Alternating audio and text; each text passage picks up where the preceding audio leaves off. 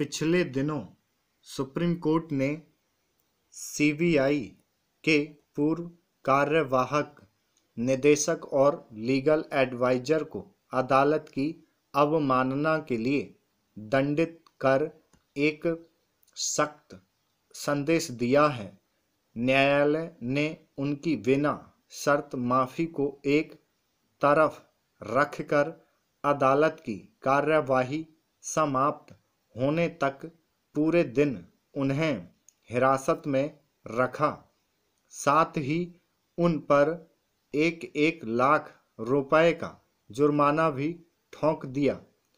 UP के पूर्व मुख्यमंत्री कल्याण सिंह को भी अदालत की अवमानना का दोषी मानते हुए शीर्ष अदालत ने दिन भर के लिए हिरासत में लिया था।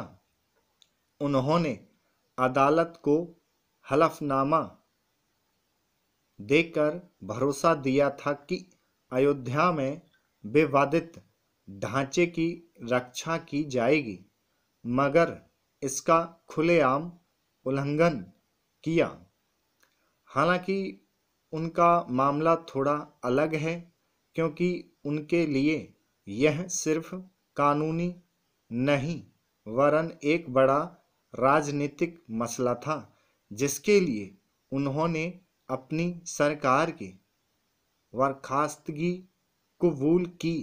इसके पहले 10 मार्च 2006 को सुप्रीम कोर्ट ने अवमानना के मामले में महाराष्ट्र के तत्कालीन परिवहन मंत्री तथा तत्कालीन अवर मुख्य सचिव को 1 महीने की जेल की सजा दी थी। इन दोनों ने अदालत के आदेश के विपरीत लकड़ी का कारोबार करने वाली इकाइयों को राज्य में दुकान खोलने की इजाज़त दी थी। अदालत ने जंगल की रक्षा के लिए ऐसा ना करने का आदेश दिया था। उस समय वे वन मंत्री तथा वन प्रधान सचिव थे। कोर्ट के आदेशों की अवज्ञा के मामले अनेक हैं, पर अवमानना करने वालों को सजा शायद ही कभी मिल पाती है।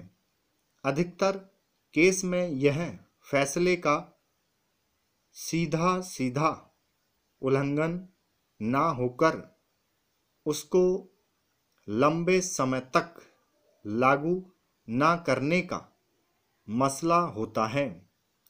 अगर अवमानना याचिका दायर होती है तो दोषी व्यक्ति या अधिकारी अनुपालन की रिपोर्ट दायर कर देता है, लेकिन अदालत उससे कभी यह तक नहीं पूछती कि देरी क्यों हुई। दंडित करना तो बहुत दूर की बात है।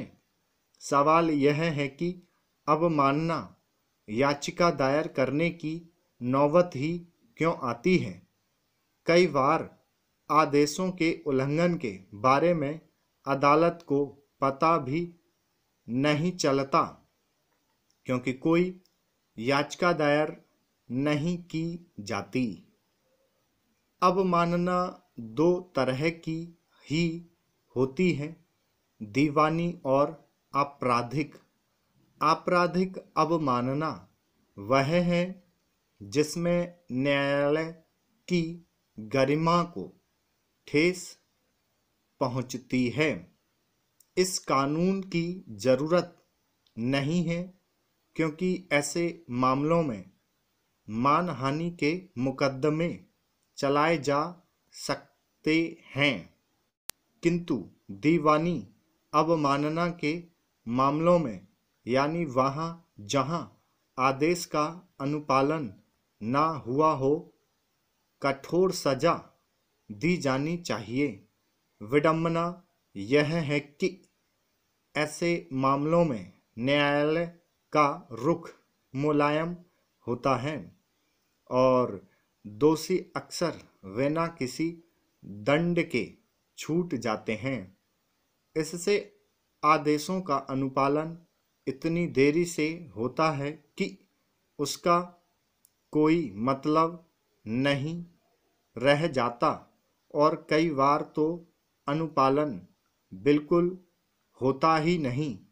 कई सरकारी कर्मचारियों को पूरे सेवाकाल में एक भी प्रोन्नति नहीं मिलती। इसके खिलाफ दायर मुकदमा अगर लंबे और कठिन कानूनी लड़ाई के बाद उनमें से कोई जीत भी जाता है तो भी उसे इसका फायदा अवकाश ग्रहण करने के बाद मिलता है।